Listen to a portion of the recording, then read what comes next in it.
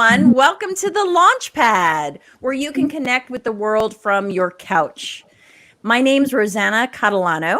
Our company, Rocket Ship Consultants, works with clients that are making a career transition or clients that are starting a business. The best way to get ahead in business and in your career is through networking. However, with COVID-19, we found that all the usual places for people to connect, the dinners, the happy hours, the cocktail parties, all of it has been canceled. So it's really hard for people to network.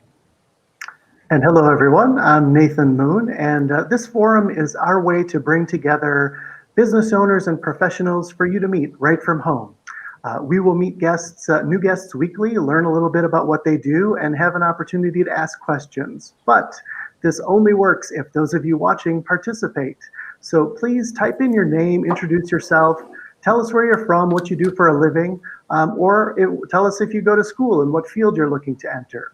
Feel free to ask our guests questions and comment during the discussion. And just know that we will put up contact information for our guests so you can follow up with them individually.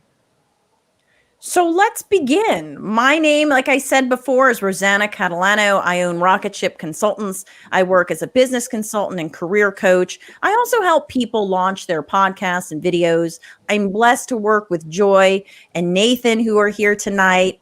And I also work as a lobbyist and work with an amazing team at Capital Access. So let's go around the room and meet everyone else and our fabulous guests. I'll start with Joy. You're our director tonight. You ensure that all the magic of this show happens. So we'll start with you. Hi, everybody. I'm Joy Tootle, and I am in Gainesville, Florida. I work at Rocket Ship Consultants with Rosanna and Nathan. I help with the editing of the podcast. I'm an attorney also. And so we work on this show. We do some other live streaming shows and the Floridaville podcast as well. Nicole, why don't you introduce yourself? Hi, I'm Nicole Xalapa. I am originally from Pittsburgh, but I have traveled many places since then, since 2010. And I have moved every 2 years, changing states every year, and going from here to Tallahassee to Syracuse, New York, to now I'm in Myrtle Beach. And so I am an attorney. I work for Jackson Miller Law, where we are an all-female firm, and we do primarily residential real estate closing transactions here in our county and surrounding counties. And I am also expanding the practice by figuring out and planning some estate planning work for clients. I hear a baby in the background. Is that yours, Nicole? Is that coming from you? Yes. Well, why don't you tell everyone when you just recently had a baby? That might be your new addition.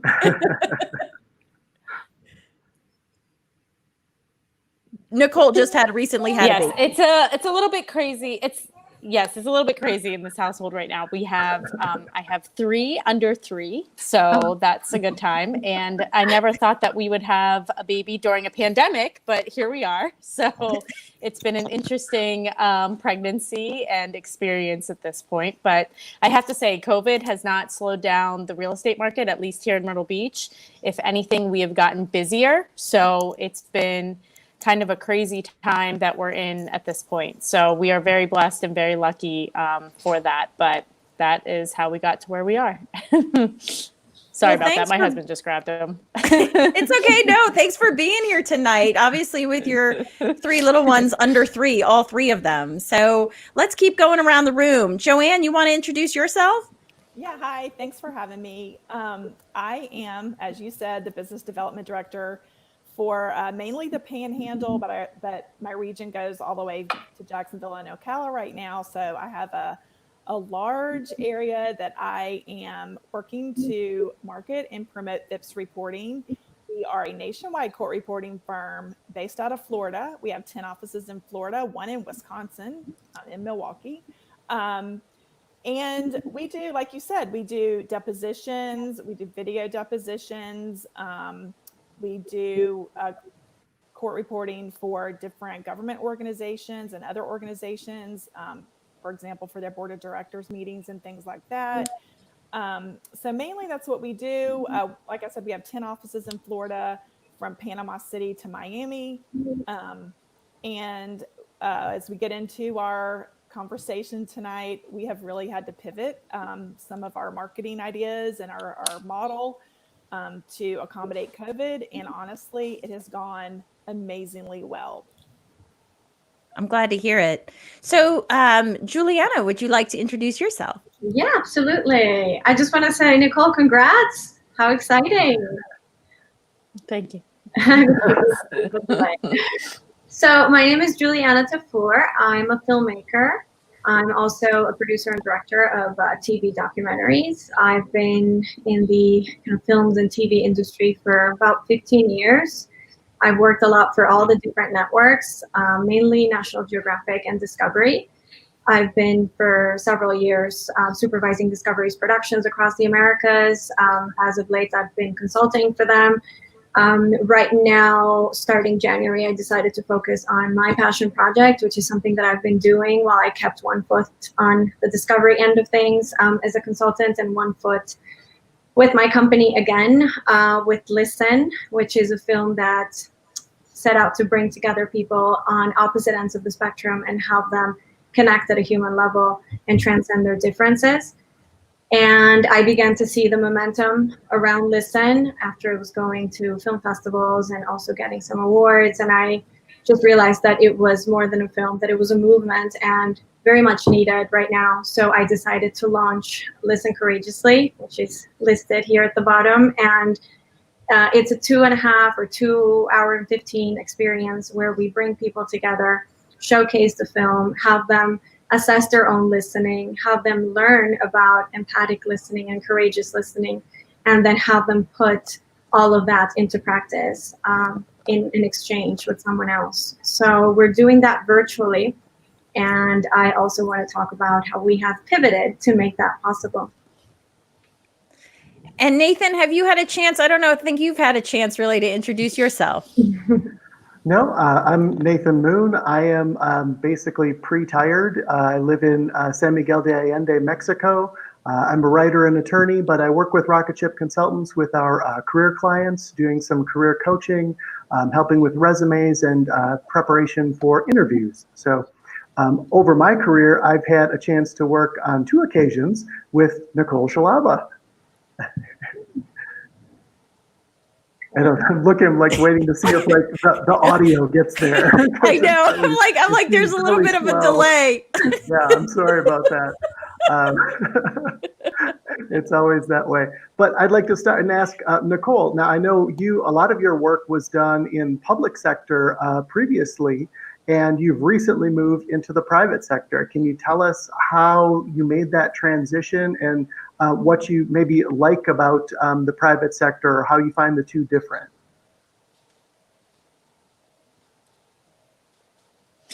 Well, so yes, and I'm sorry I didn't get a chance to fully say a little bit of my background. I started my legal career in Pittsburgh as a legal services attorney. In Florida, I worked for the Florida Supreme Court. That's where I met Nathan, actually. I worked at the Florida State Law School's placement office, helping students find their career paths. And that's where I worked with and met Ro, of course. And then in Syracuse, I also worked as a legal services attorney as well. And so moving down here to Myrtle Beach and having to take a 3rd bar exam, I was just trying to find something different. And this honestly kind of fell into my lap. I saw the posting, and the way the job posting was worded, it looked really interesting. So I reached out, and when I met with the attorney, she had just started the law firm last February of 2019, leaving a private firm herself and wanting to start something new. And for her, it was all about the fit. I had to fit in. I didn't necessarily need to have the background or the experience in real estate law for her to bring me on. And so it was a pretty easy transition, to be honest. And doing primarily real estate closing transactions, it's different than a lot of other private practices where it's all about the billable hours and getting that next client and everything. It's a little bit different than that. I mean, there still is that building of relationships, obviously, and creating a clientele and working with that, of course. But It's been a somewhat easier transition than I was expecting, going from public service life and working in, for civil legal services, as well as governmental or semi-governmental agencies and higher ed even, than I expected. I think it's because I have an amazing team of women that I work with, and we are all hard workers, and we all have the same common goal or vision, and at the same time recognize that we all have families, and we all understand trying to get that balance and maintain that balance. So we kind of have each other's backs a lot and cover for each other when needed. So I think that has quite honestly really helped with the transition, especially because I just had my third baby and I'm technically sort of still on maternity leave right now. So, but it's really been a wonderful transition and I love it. Real estate law is really exciting. I've done previously some estate planning work in the past in legal services context, and I'm excited to expand that practice area at the firm as well. So for me, it's been somewhat of a smooth transition. Now, Joanne and Juliana, you talked about really taking a pivot during COVID with regards to your business development. I guess we'll have, Juliana, if you could comment on that, and then Joanne, if you could jump in and talk about some of those pivots that you've had to take. Yeah, absolutely. So Listen Courageously was like an in-person live experience, and mainly at universities, which is where we started off. And obviously, I was very excited about doing that to big groups and the impact of that. And I had Ohio State University confirmed for April 14th. I remember the date. And then obviously a couple of days after confirmation, we all got shocked with COVID, and that was postponed. It will be taken up now in its virtual format, which I'm really excited about, that one and several others. But what I was also in the midst of handling 2 children and no help, and had a hard time wrapping my head around all of it. And till I finally was able to kind of grasp life again, get some help in, and I began to see that not only was there a way to do this virtually, but there was also a greater need within universities and also within companies. So I began to target companies as well, because all of a sudden mental health was upon us. We all were made aware of the importance of our mental as well as our physical well-being, right? But mental was like, wow, like we've all been dealing with stuff, right? As we've been away, as our structures were taken away. So I was courageous enough to say, I'm going to approach also some companies, which I had been a little bit hesitant to at first, because I thought, well, maybe I'm just too busy with universities, or maybe this will not be a good fit exactly for companies. And I was completely wrong. So it's been really refreshing to come up with a program that incorporates the film in its virtual format. And also, I don't say this widely, but I bring in a huge surprise, which is 2 of my film participants who couldn't otherwise join us to these, in-person events. They now hop on at the end of the sessions, and people go wild because they have connected with these 2 ladies throughout the film. They're the stars of the film, and to see the impact that the experience had on them and still has really makes a difference on people as they watch it, because they're able to say, maybe I can do this, right? Maybe it's not so hard. If these 2 ladies, very passionate and on complete opposites, were able to do this and not only go through the experience and show it to the world, but are still feeling that empathy and compassion.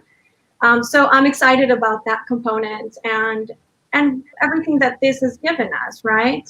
So I think in times of chaos, like the times we've gone through, not only with COVID, but also with the whole Black Lives Matter and everything that's been brought to our attention in a major way, I am just grateful that people are opening up to having conversations, to listening, to being more courageous and more empathetic, especially with the life experience of others that is not like theirs, but they can still understand where they come from and connect from that humanity that we share.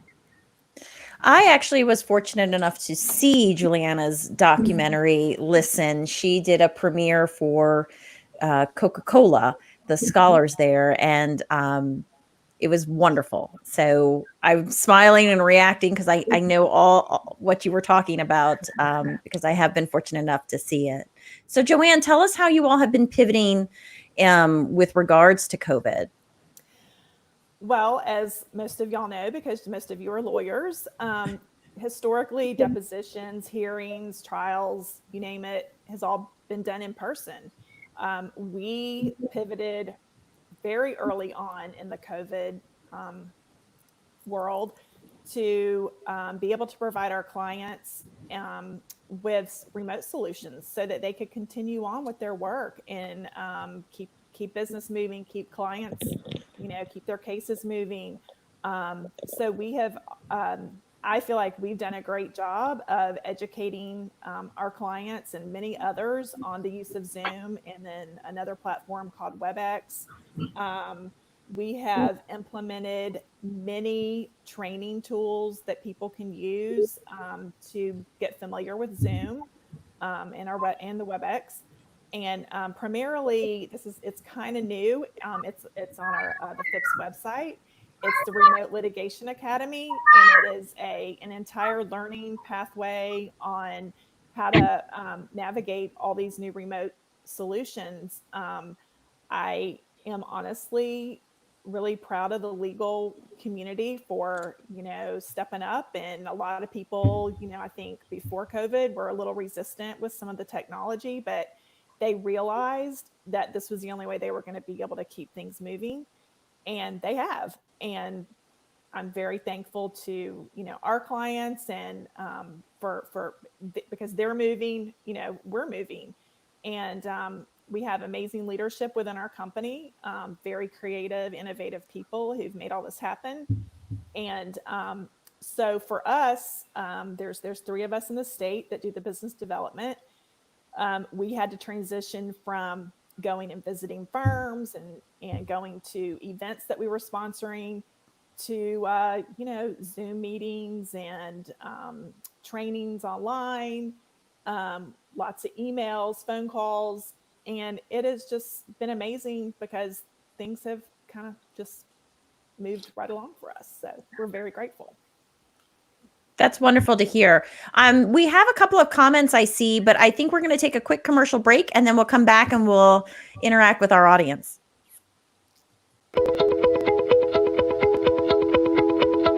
At Rocket Ship Consultants, our mission is to launch your business, career, or podcast. Our team works with you to start and grow your business with fresh ideas and inspiration.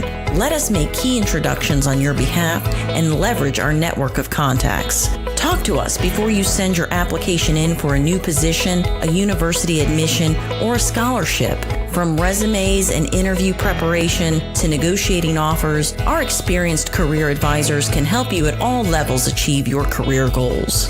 Let us help you take that dream you have for a podcast or video and turn it into a reality. Rocket Ship Consultants offers a variety of services, so check out our website at rocketshipconsultants.com. Take off with Rocket Ship Consultants and launch your business, career, or podcast with us.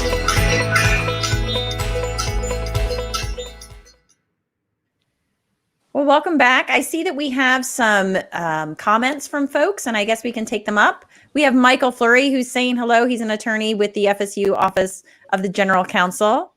He's also my husband.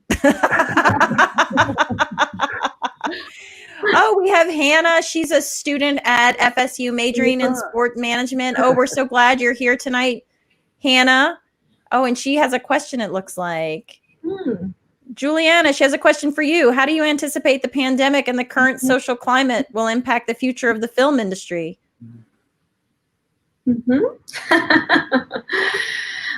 Well, that's 2 separate questions, I feel.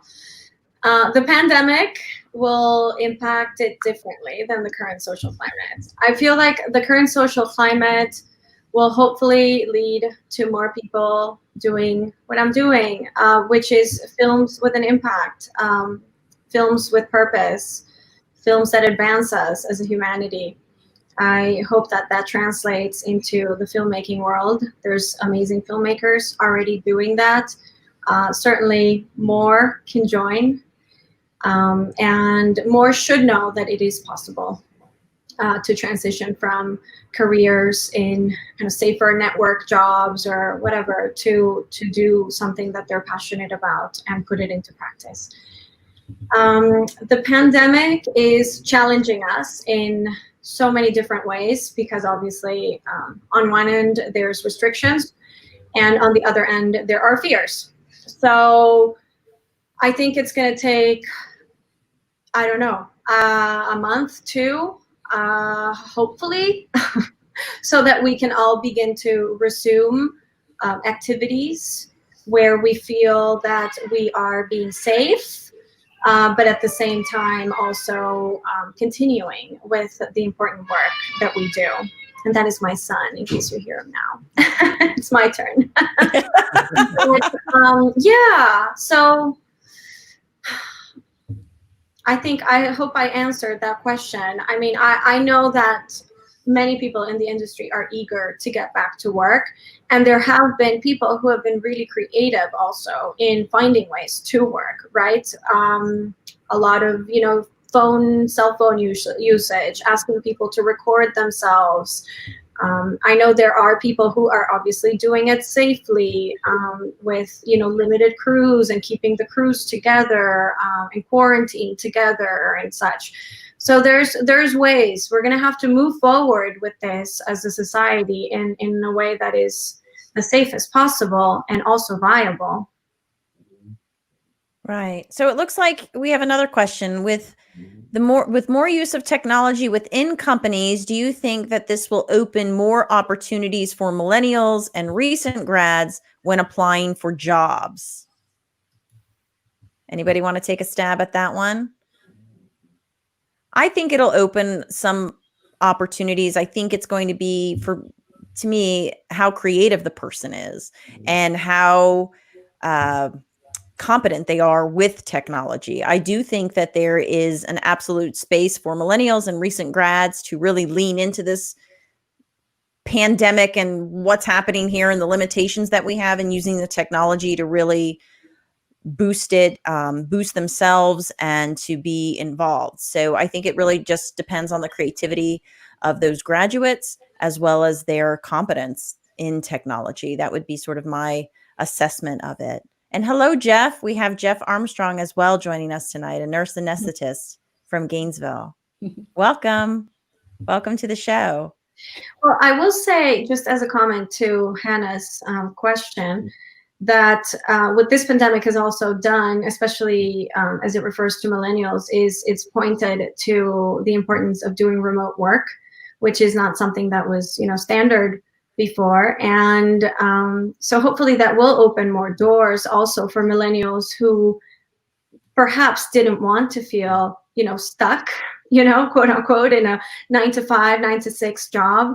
So perhaps this will give them the freedom to take on a stable job, perhaps more remotely with more flexible schedule, and maybe it adapts more with like the ideal of what they envision life to be.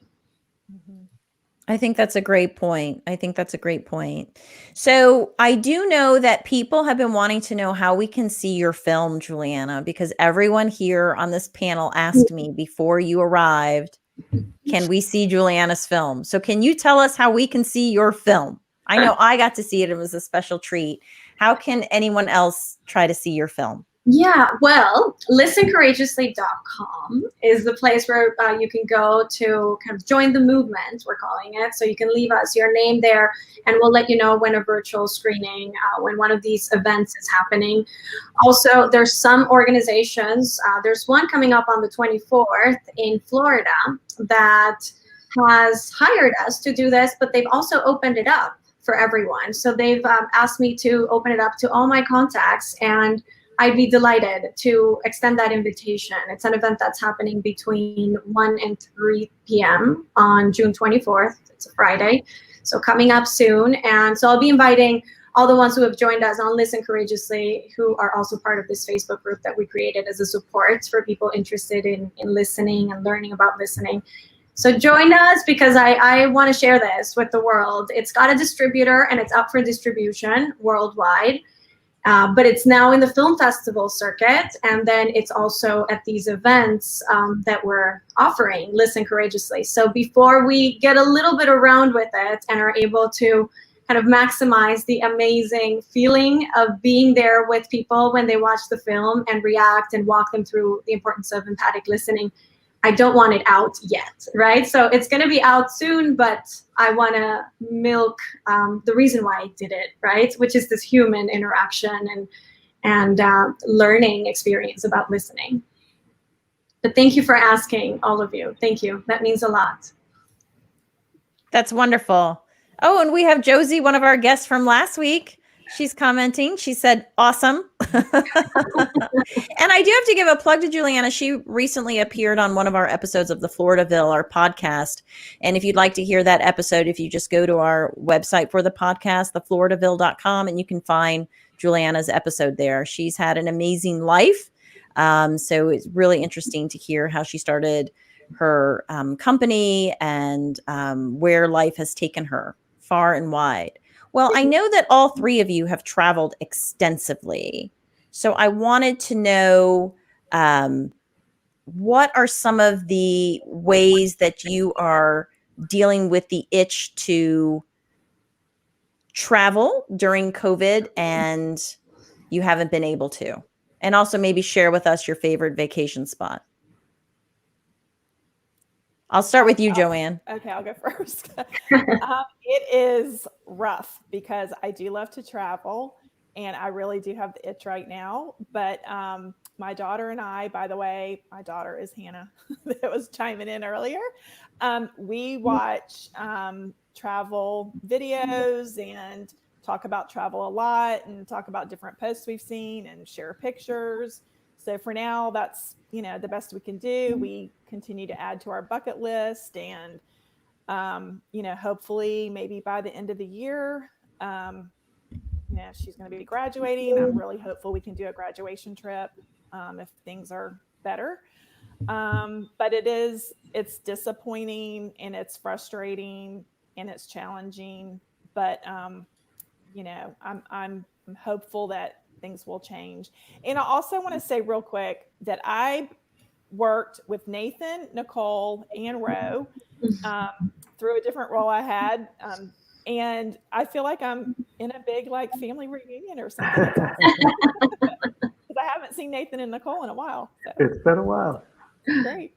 It's been wonderful to reunite with everyone tonight. What about you, Juliana and Nicole? Nathan, Joy, pipe in. I'll let Nicole go.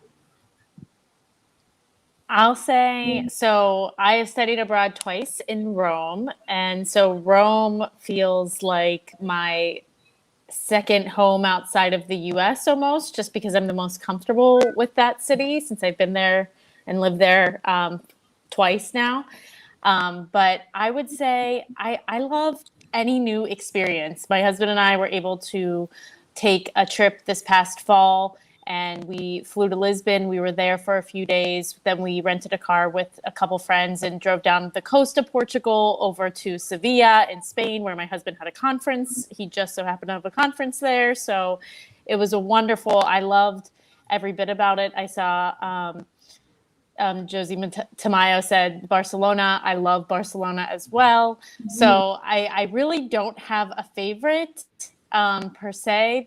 I just like exploring new cultures and learning new things and new perspectives of how other people live, because it really gives you perspective when you come back home. And my favorite place on earth is probably Capri so far, because it's just gorgeous. But I have to say, during this COVID time, it has been very weird and isolating since we've been basically on lockdown here, quarantined with a newborn, as per recommended by our pediatrician and everyone else in the medical profession at this point. So it's kind of been a very weird, isolating experience. And while we do have the itch to travel. We have traveled so much that it has been kind of nice to be home. And up until this week, the two older ones were also home with us, which was a lot. But luckily, my mother-in-law and my mother traded off being here, which was very helpful. And it did feel a little bit like Groundhog's Day for a while. Every day was the same thing. But I am sure we will be out and about very soon as we can. So Well, so I have a 5-year-old and an 18-month-old, and we have been kind of going crazy with them, especially the 5-year-old, going like, what can I do? What can I do? So we've had to retrieve for 1 week to North Captiva Island, very safely. Just rented a house there, like a vacation home, and tried to not be in touch with and in contact with anyone. And that was a big relief, just to be in the ocean and to have them just be out and breathing. And it was really just wonderful. We needed that. And I'm getting ready to go tomorrow to North Carolina to do something similar in the cabins for another week, just because we need some air. We need a break from everyone going like, why am I still in, 4 walls and nothing is happening and I have no routines or structures? So we try to put some routines in place, certainly for the 5-year-old, but it's not school, it's not his friends, so nothing is quite as engaging. So, yeah, but I mean, those are, 2 isolated kind of, trips in what's been a really long time. So I hear you, Nicole. It hasn't been easy. Like, it's like every day you're just trying to figure out how to make it work. But favorite place in the whole wide world? Well, I think my husband and his family will be really happy if I say the fjords of Norway, which is actually true. I'm not only saying it for them, but my husband is Norwegian and his family lives in the fjords of Norway. So we do get to spend summers there, not this summer. So that's been really sad, not being able to see them and spend time. But that is where we retrieve to, and we're lucky that we can do that. And it's just like peace and tranquility. So that's why we've been desperate to recreate a little bit of that over here in Florida and a little bit further north, I guess. But yeah, that's me. Well, we are almost at the end. We've sort of exceeded our time limit, but real quickly, Nathan and Joy, your favorite places. Well, for me, I'm living at San Miguel de Allende, Mexico. What about you, Joy? A favorite place to vacation? Well, we were looking forward to going to Europe earlier this summer, so that obviously didn't happen. So looking forward to go back to London and Paris and take my girls there because they haven't been there. Me and my husband went before we had them, and enjoyed kind of like I guess you'd call a second honeymoon there. So we were looking forward to showing those places to my daughters, but we'll plan it for another time. Yeah, all the cancellation of the trips has really been hard on everyone. So my favorite place is probably anywhere, quite honestly, in Italy. I just love it there, and especially the Abruzzo region where my family is from. So anyway, with that, thank you all for joining us tonight. And thank you all for those of you that have tuned in and commented. Thank you so much for introducing yourselves to our panel. And thank you. Good night. Good night, everybody. Bye. Thank you. Bye. thank you.